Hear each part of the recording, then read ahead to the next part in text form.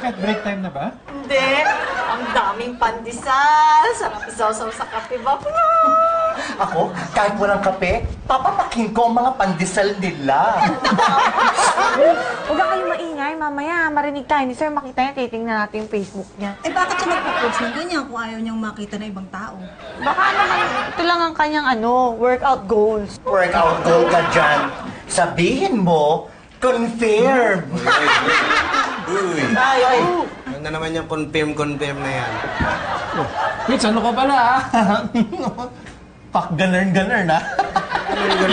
Hindi ko Facebook yan, mga kapangalan ko lang. Sir, account niyo to.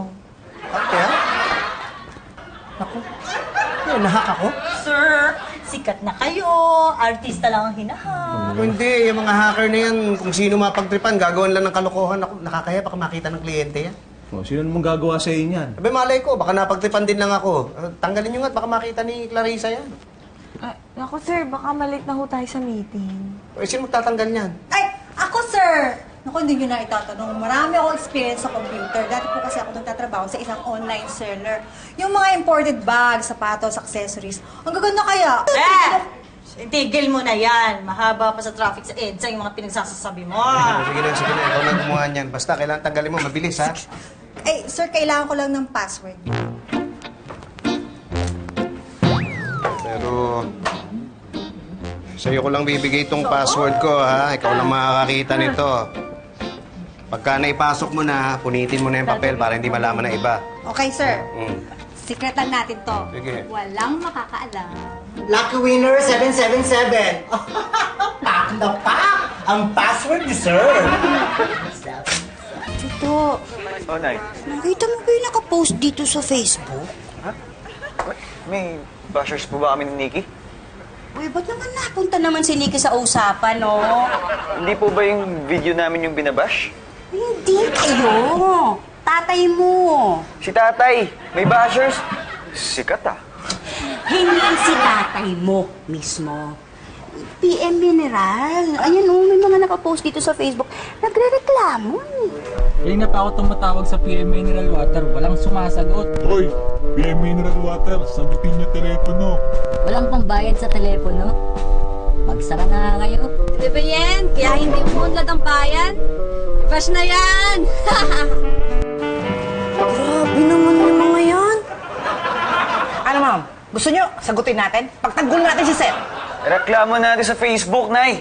Para matigil na yung mga yan. Teka lang, ha?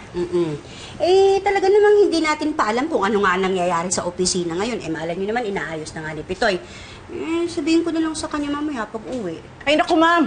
Kung ako yan, sasagutin ko yan eh. Hahamunin ko ng suntukan. Uy, ba't agad naman? Wala naman naaayos sa ganun eh. Lalo lang sasamang pangalan ng kumpanya. Eh, nakakabit yung mga basher na yan eh.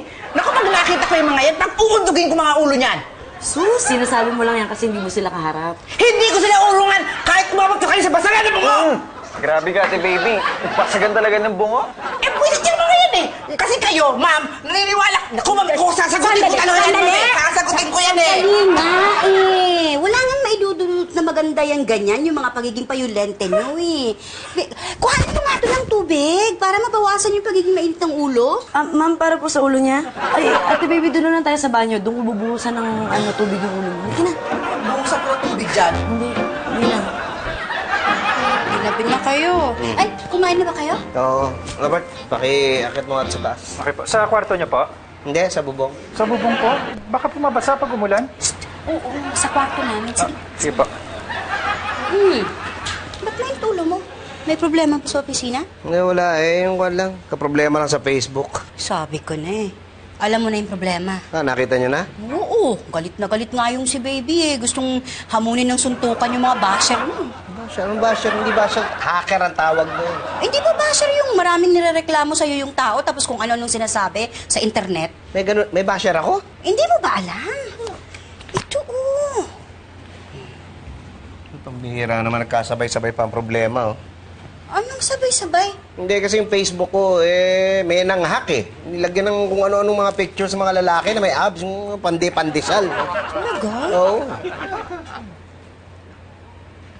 Ay, sayang wala. Wala na ano. Yung mga pandesal. Tama na, Pitoy!